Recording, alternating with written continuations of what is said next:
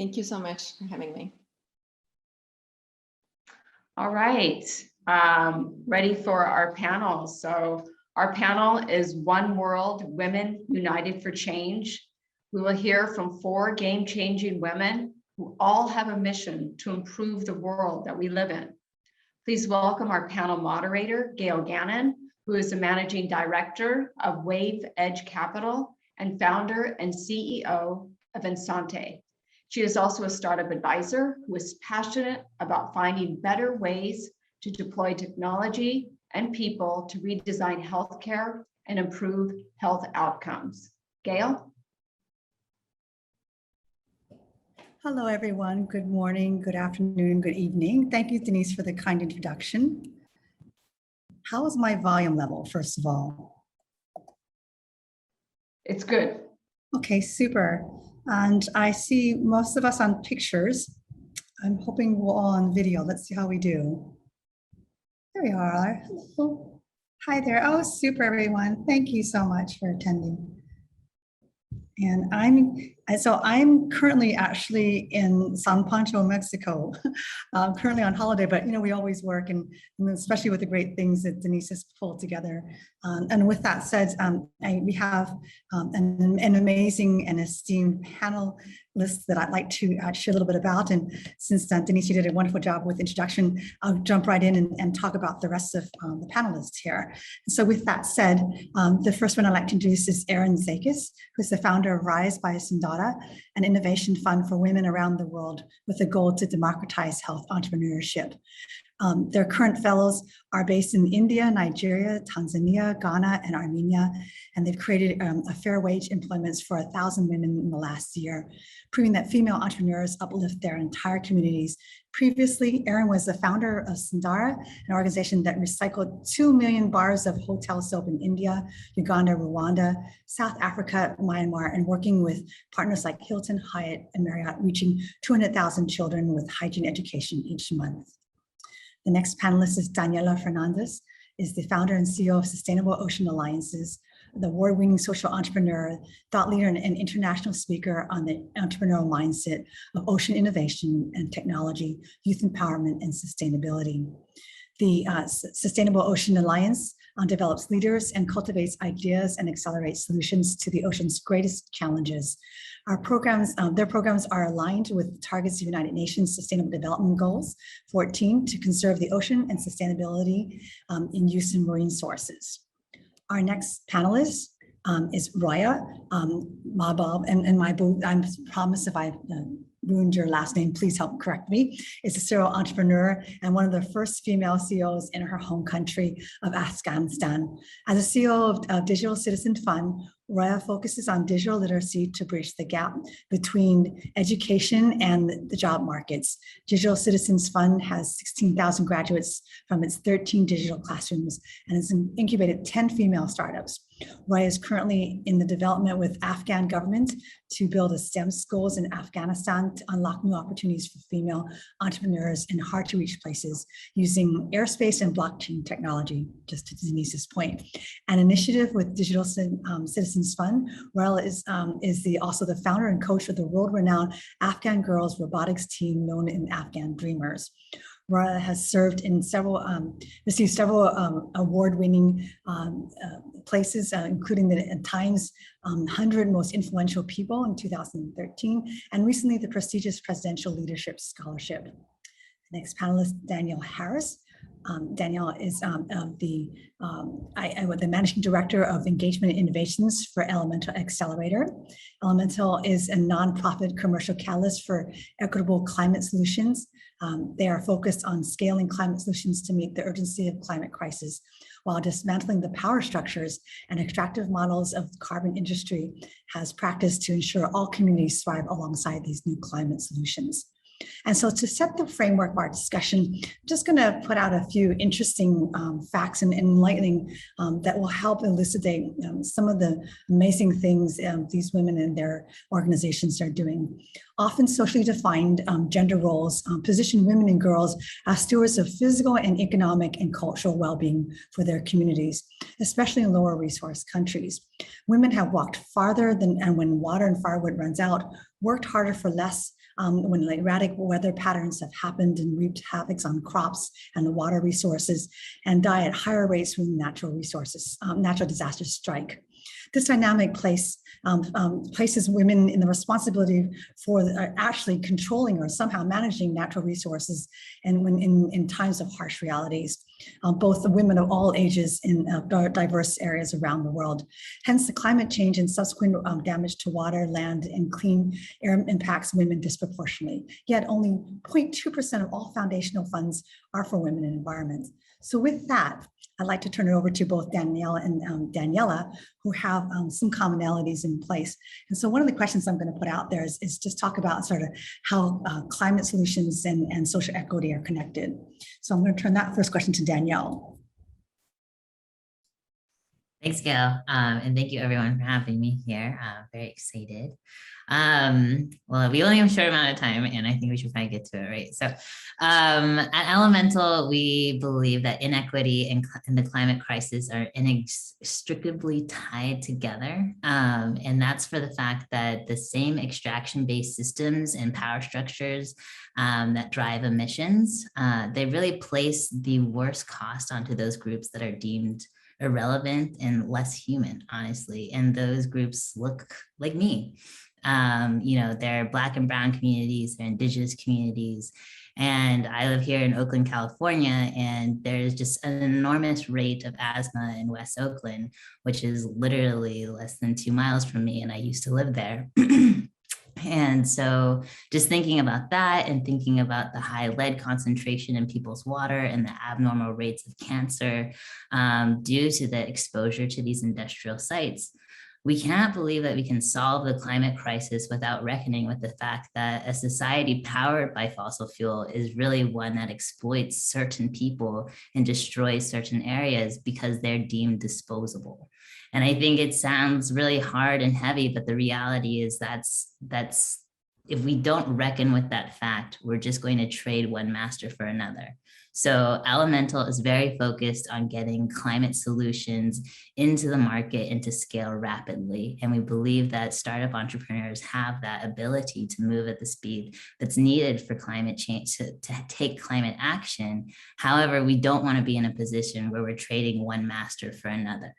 And so therefore, we're really focused on, we need to stop disregarding and poisoning communities.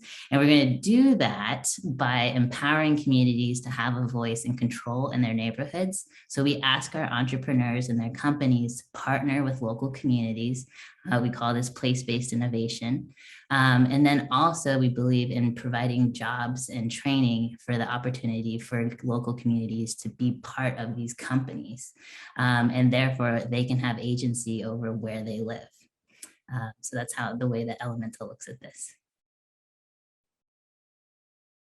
Great, thank you so much, Danielle. And so with that, I'm going to turn it over to Daniela. If you could tell a little bit more about your organization and what you've done. And I know I've had an opportunity to meet you in the past, and so I'd love to hear how things are progressing for you in terms of the impact on the ocean and the environment itself. Absolutely. Thank you so much. It's so wonderful to be here with everyone. The first thing that I always like to remind people is the interconnection between the ocean and climate. SDG 14, the ocean, is one of the most underfunded and underlooked of the SDGs generally. So it's about understanding that one, the ocean provides over 50% of the oxygen we breathe. Two, the fact that the ocean is the largest carbon sink. So we depend on the ocean for all the carbon emissions that are going out into our atmosphere. And three, the ocean provides primary source of protein for 3.1 billion people in the world. So when people don't necessarily understand the connectivity, it's just so essential to have a conversation because it's one and the same. If we're going to solve the climate crisis, we have to solve the ocean, the health crisis as well. And the work that we do at SOA is to empower innovators, to empower young people to become activated, to learn about the issue and to roll up their sleeves and to do something about it. We support over 200 young leaders in developing grassroots solutions. So whether they are planting mangroves in their local communities, to planting coral reefs, to bringing about education about plastic pollution, we provide them with microgrant funding. So we've given about $200,000 microgrant funding to these youth leaders. And as you can imagine, we have a presence in over 165 countries. and for a young person to have an idea and to receive this, a little bit of money, in our eyes, $1,000, $2,000, to them, it's a life-changing experience. So they can actually go and build something that they had in mind. So that's part of their impact that we've had so far.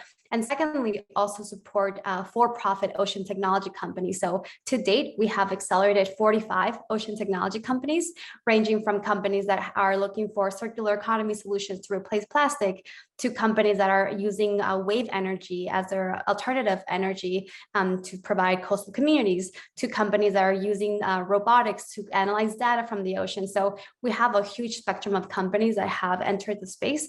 And I think it's just very critical for investors to understand that this space is very attractive currently, and there's a big opportunity for us to inject some capital into there because these companies just need the support. It's a very nascent space, and the more that we can support ocean health, the more we can support the climate crisis. Thank you so much, Danielle. I appreciate that. And so I'm just going to broaden the actual dialogue here and actually turn it over to Roya to explain the value of applications of how STEAM or STEM education can overcome some of these inequalities and actually help young girls and women to participate in some of the initiatives that have now been articulated by both Danielle and Daniela. Roya? I think you're on mute. Thank you first of all for having me for today's call. And I think that in general, STEM education play a central role in education across the global, and also is impacting national economies and the global economies as well. And STEM component is a key to higher productivity, technological adoption, and as well the research-based innovation. And youth, especially young girls, should have access to this study and innovative technologies and other scientific fields that are changing our today's world and laying the foundation for the tomorrow's future. Without this access, we actually make the risk on the achieving the dangerous outcome that threaten their nation's ability to compete globally. And in general, I think that STEM education can help the women to to unlock multi-generational potential that any nation needs, especially the nations that they are recovering from the conflict. We started Digital Sun Fund with one goal and one dream to see that technology being an accessible option, especially STEM in the STEM fields. And the dream was that everyone, even those who are living in conservative countries like Afghanistan, have the same access to opportunities. And regardless of their gender and social status, even today it might seem like a big goal, but if we do not dare to lead in a way and fight for something different, nothing will ever be changed. And when we are willing to actually to stand up for a better future for women and girls and children around the world, we are one step closer to bring the changes that necessary. Our mission at Digital Sun Fund is to increasing women's participation and advancement in the workforce, especially in the STEM area. Our program is more benefiting the young girls at the age of 12 to 18 and high schools that they learn about digital literacy, financial literacy. They learn about robotics, blockchain, and AI. And we help 16,000 of the girls to come to our programs, and we help more than hundreds of them to start their own startups. And we really believe that technology can support human talent to tackle the origin needs of the social needs of the women, and providing undeserved population with a pathway to digital literacy and soft skill training and community building. In fact, we help them to transfer their society in a way that they can live for the better. Thank you, Roya. And so with that too, as you know, none of this can be done without fuels of resources and ingenuity and collaboration. So I'm going to actually turn it over to Erin to sort of give a better and the broader framework about how funders can be more active in participating in some of these programs and some of the considerations that you could specifically challenge funders to think about as they go forward now. Yeah, absolutely. Thank you so much for that question, Gail. And I think what I'm realizing as I get older and more connected in this space is that money is power, and we can't do anything without financial resources. And we as women are really struggling to get the funding that we need to make our dreams possible. And I really liked what Daniela is doing in terms of giving financial resources to people to actually go out there and make their dreams possible. At Rise by Sundara, we do something very similar where we find the most talented future entrepreneurs in health and hygiene spaces, and we give them access to unrestricted capital. So it ranges from $1,000 to $5,000, which doesn't seem that big to many of us. But for these women, this is financial ability to go out there and rent a workshop to make their dream possible, to hire people to work for them and pay them a fair wage. And it seems a bit revolutionary, which is scary to say, but I think that we need more funders to recognize that we need to give money to people, and by people, I mean women. I'm very inspired by ideas about universal basic income, but I'd really like to see that go into the hands of more women, because study after study shows that when you give women money, good things happen, not just to her, but to her family and to the community at large. And so investing financially in women is the best possible use of that funds. And I just think that we exist in a very paternalistic system, which says, no, I'll tell you what you need. But the reality is, I think for the most part, people know what they need. And with basic literacy and access to smartphones, I don't need to be teaching these future entrepreneurs what they need to know. I just need to be giving them the funds and the opportunities to actually make that happen. So that's the future that we believe in at Rise by Sundara. And we are so thrilled to be able to be in this space. Our applications for our 2022 Rise Fellows are open. We're open, and we were overwhelmed. We got over 1,000 applications in just 3 weeks. But it really goes to show you the amount of talent that's out there, and how people just need money to go ahead and go make their ideas possible. I used to live in San Francisco, and I saw that, unfortunately, the people who get to become entrepreneurs are people with vast amounts of privilege, whether it's racially or where they went to school or the money that they got to come from. And I believe that entrepreneurship is the most important journey that we can be on from a career perspective. I think I've learned more from this journey than I did from 4 years at an undergraduate institution. But I really do believe in this future where everyone can see themselves as an entrepreneur and a change maker. And I think for us, that really starts with women. That's wonderful. Thank you, Erin. So with that, I'm just going to ask Danielle and let's just push on this a little bit. Well, one of the issues that often happens is this sort of social inequity that happens with climate, and all of it, as you articulated, Erin, is somewhat, so the underpinnings of it has to sort of race underpinnings, has to do with lower socioeconomic challenges, has to do with privilege. So Danielle, would you like to speak to that a little bit more? Yeah, definitely. So one, I just want to say, Daniela, we should probably definitely talk. I feel like there's some deal flow opportunities. So just to be, like that. yeah. So just to be clear, Elemental focuses on 5 verticals. It's energy, water, mobility, agriculture, and the circular economy. And to Erin's point, yes, we provide funding for them. It's grant funding primarily to do coaching and deploy projects. And so there's kind of this, when I talk to other investors, they're like, it sounds like you guys are asking a lot from these companies, right? And it's basically, isn't it a little overzealous to ask, like, these growing companies, to take on not only disrupting big industry, right, but also to dismantle unjust powers, like power structures, And so one, yes, it is a lot. But I think a big thing for us is recognizing that entrepreneurs have the most power in terms of influencing their company's culture, right? And then if we're thinking that these startups specifically are going to be disrupting big industry, we strongly believe that they will be, today's startups will be tomorrow's Fortune 500 companies. And then you have to think about what is the kind of far-reaching impact that those companies are going to have. And so we think it's vital to build equity into these companies early on.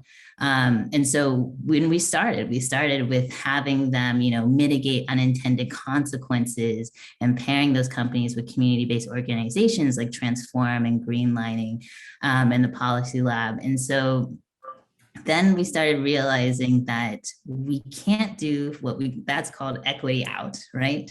Without doing equity in.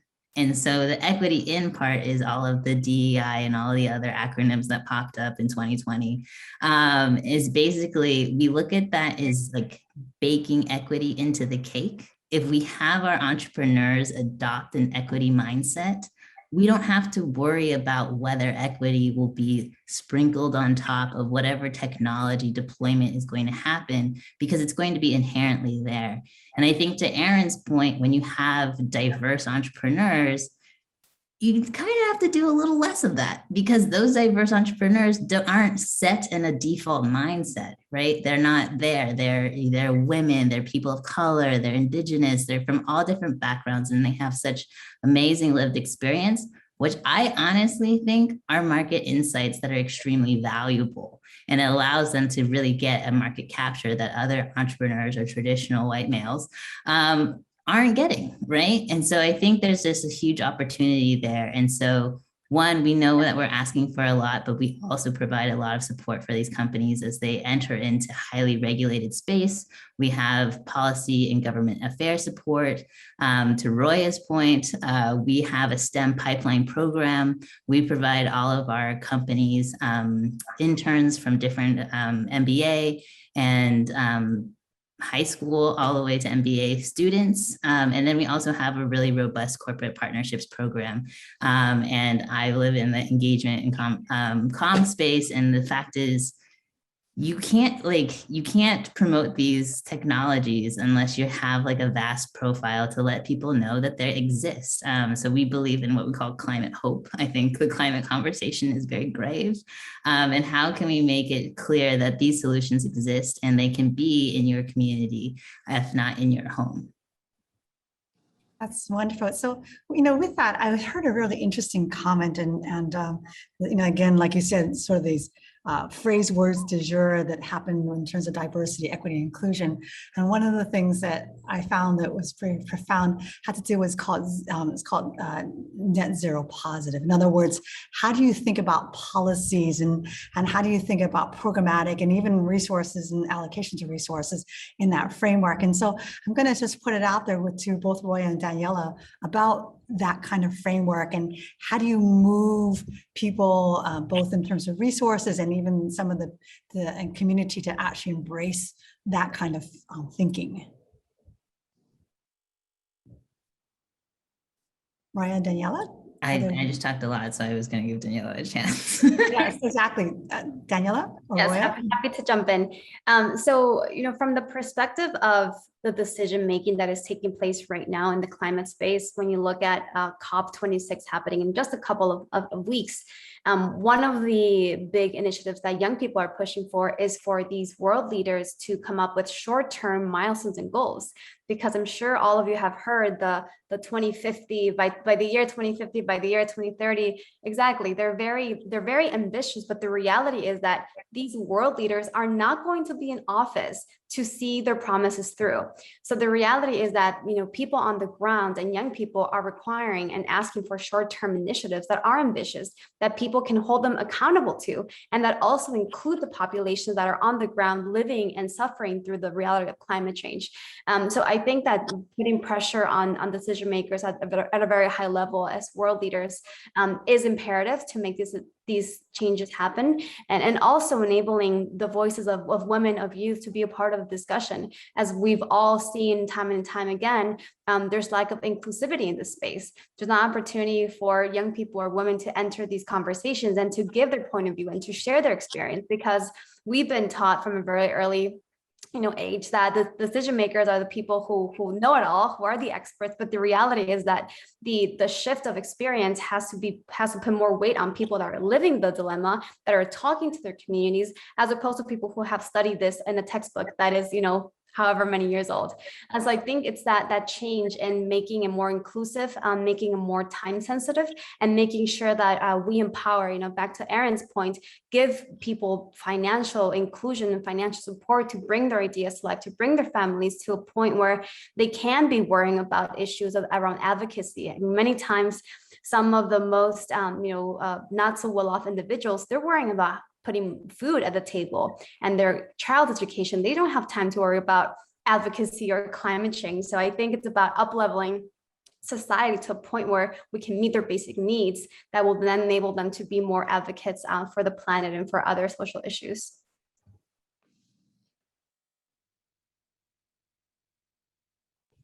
Thank you so much, Daniela. Roya, you are actually now currently or actively working with the Afghan government. Tell us some of that experiences, to Daniela's point about how you're getting them to maybe focus on some of the more short-term goals, or being able to amass some of the resources that need to attend to some of the, I would call, Maslow's hierarchy of needs, right? So how are you doing that now, and how's it working, and what do you find that's effective? Well, I think that for us, it was, we started the program like in 2012 and 2013 to providing this training for the young girls. But I think that was the time that shifted in our program was when we get introduced in 2017 with a program. It was first robotics, which is allowed the girls to come and compete in the world with other countries. We created a team of the 6 young girls that they come to these competitions, and once they receive this medal of encouragement and they return back to the country, they kind of people, because it's a very conservative society, they didn't believe on the women's ability, and for many years in the science and engineering, it was a shift, because you could see that they change a little bit their minds. And then we continue with that programs to create these role models of the young girls that they are capable of doing things. If you're providing them access to quality of education and opportunities, they can be the next inventor, designer, and creator. It's just about you giving them equal access to opportunity. And we keep continue. I mean, the governments, of course, many developing countries are trying sometimes ignoring the fact that quality of education is important, especially for the young girls. But we could change that, and that was a victory for us. That for centuries, women's ability was ignored in the country, and now and then the governments, and also not only government policymakers and communities, that they started to believe on the women's ability in the science and technology and many other industries. That was a point that we come up with an idea to discussing with them to build the first school of the science, technology, engineering, art, and maths in Afghanistan,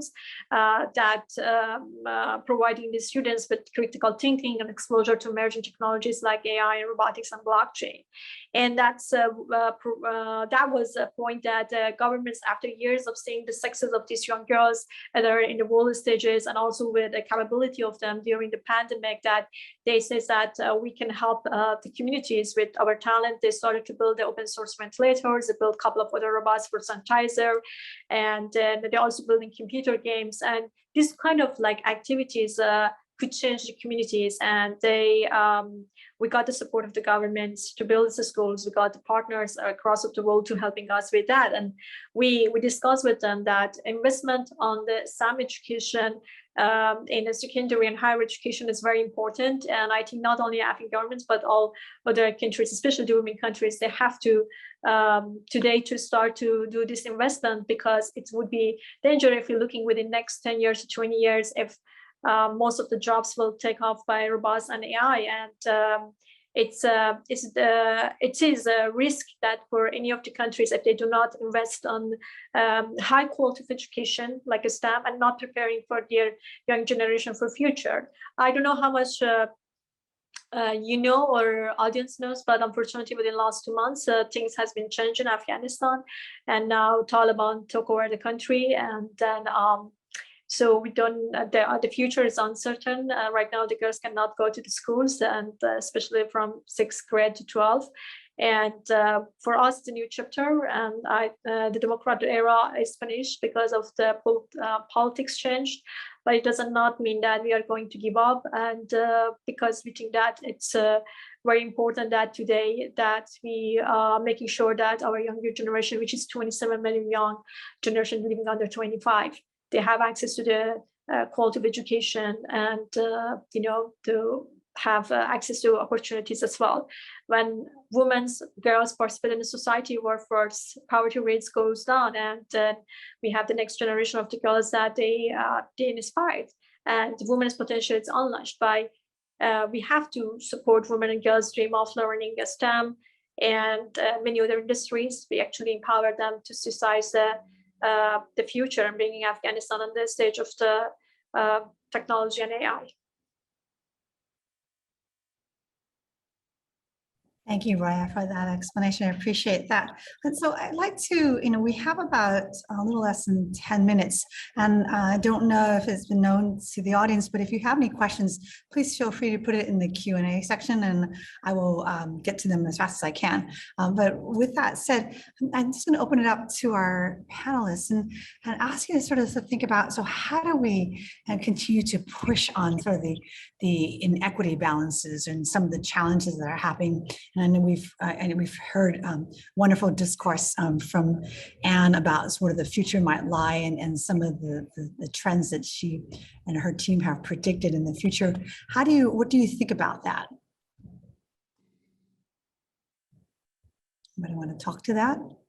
In terms of what trends you see and as you all know are change makers yourself, and what trends do you hope to set?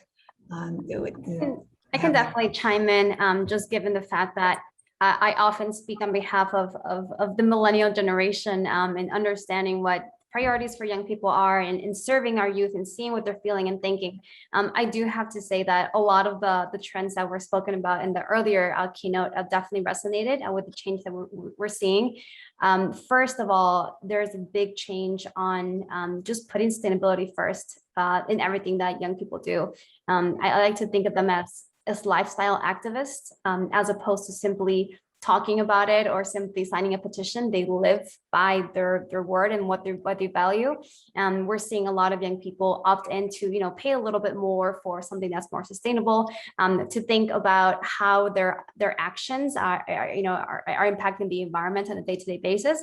And they also think that there is a big shift in keeping the government accountable for what's going on in society. We have seen protests happening all over the world. We have seen a lot of young people, suing governments for, their own rights. So I do believe that the youth have just risen up to a point where they now know that they are empowered and that they do have a voice. And that shift of mentality from a young person, growing up, at least my generation, being told the government is responsible or corporations are evil, to then saying, put that onus on yourself and then become an entrepreneur or become a leader in your community. And so that shift of perspective and mentality has been very powerful and optimistic to see that youth are taking back their responsibility and doing things on their own, as opposed to waiting for greater forces to act out of a miracle. So I'll leave it at that. So Daniela, with that, give me an example of one of the things that you've seen as an initiative. I'm just curious, and something that they might find interesting, or a different way that the youth have actually driven a movement. Yeah, so at SOA, we have a Youth Policy Advisory Council, and it's a group of 16 policy young leaders. So, either they're studying policy or they are in a policy role within their country, from over 16 different countries. And what the Youth Policy Advisory Council did is they surveyed all of our young leaders and asked them, what are your climate priorities? What are your ocean priorities? And the reality is that world leaders have never asked youth their opinion, have never asked them, what are you thinking? What are you feeling? What are you seeing? So I think the shift here is that we are making it a priority to understand youth's priorities and making sure that we give them a voice. And then we have a contingency of our young leaders going to COP to present those priorities, to make them heard and to make them known to the world, as opposed to only putting attention to the priorities set by people that are already in power, people that have making decisions over the past, 10 to 20 to 30 years. It's that shift of saying, let's collaborate, let's learn with each other, let's share best practices. And we're also seeing that with a lot of the work that our youth are doing. I mentioned there's, one of our initiatives that our young person has done is planting mangroves. Not only are they doing that within their own community, but they're actually sharing best practices with their peers amongst, other parts of the world, and saying, this is how we've done it, this is how you can do it better. So it's that level of collaboration, of transparency. Those are the values that this generation truly likes to live by. And I think that's a big shift from past generations that have valued profit over the protection of our planet.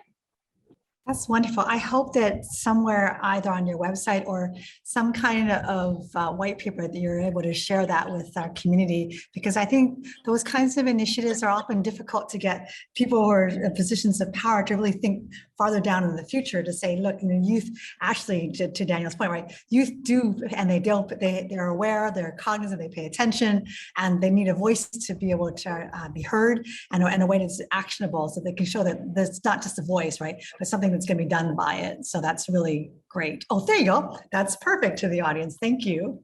All right. And then with that, Danielle, would you like to follow up too? Yeah, I was just going to share a little bit about our STEM pipeline program and how we're bringing, interns into our startups. I think a lot of it is the opportunity to see, that these things are possible and that they can see themselves there. I think a lot about Trevor Noah's Born a Crime, his book about him and his mom. And he talks about how his mom used to drive him around, the really affluent neighborhoods, just so that he had exposure that existence was there. And it's kind of similar for our interns. Because our interns come from all different backgrounds, from all different education. And so having them kind of sit within a small entrepreneurial team and see them, figure it out, honestly. Being within a startup is, you have to be really adaptive. You're kind of doing a million things at once, right? And you're trying to see what's going to fit, and you're building things, you're dismantling them and building them back up again. And then, so just having our interns participate in that process of, one, see that mistakes are possible, two, see that, founders come in all shapes and forms, and three, see the passion in which all of our founders are solving really big problems for the world. And so just having the acknowledgement that, one person has taken the initiative to start this company, to do this work, and that they could do it too. And so it's so great. We have them kind of do a TED Talk after their internship and share their experience, and it's just so sweet to see, them want to be I want to do this myself. And I think that's a lot of what it takes, is just creating experiences of opportunities for folks. With that said, so can you put that information in the chat box too? That's great, so people can see it. Super. Yeah. Okay, thank you. And so we just have about a minute to wrap up, but I would like to ask the panel, if you had one ask, I'm going to put it to Roya first. If you had one ask of the audience there, what do you want them to know, or what do you want from them? Right? Whether it's to spread a message, whether it's to run an initiative, whether it's to fuel resources, what would be your ask? Well, right now we are in a situation that I have to just say that audience and everybody is that they should not forget about Afghanistan, and they're making sure their policymakers or the congressmen or senators that they're talking with them, making sure that Afghanistan not come back to 1990s, because once we ignore and forgot about them and forgot about the women, that they don't have access to education and they don't have, access to anything there or to their rights.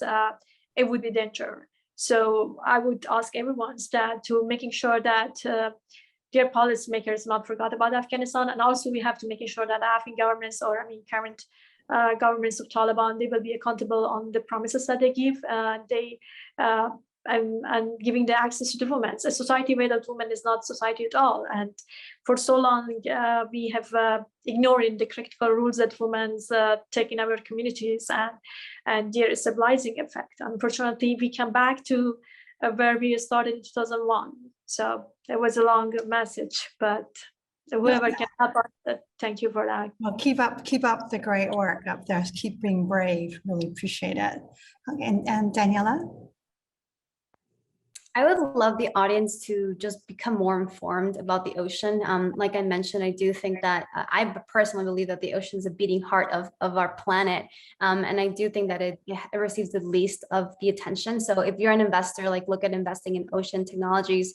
If you can be a supporter, support any ocean nonprofit. If you just want to learn more and educate yourself as a consumer, reduce your plastic use, just be more mindful of how your day-to-day activity is impacting the crisis crisis.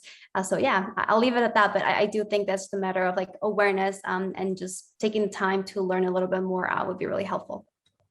Thank you, Daniela. And then Danielle. Yeah, for elemental, it's definitely, we're looking to partner. We look at elementals, we chair a very vast and broad table of diverse stakeholders, and we're all needed to address climate. And so we're looking for corporate partners, government partners, community organizations, and philanthropic organizations as well to support us in our mission. Okay, thank you so much. Thank you all for such a wonderful panel and being agents of change. Keep it up. We're looking forward to your continued success. And so with that, I will turn it back over to Denise.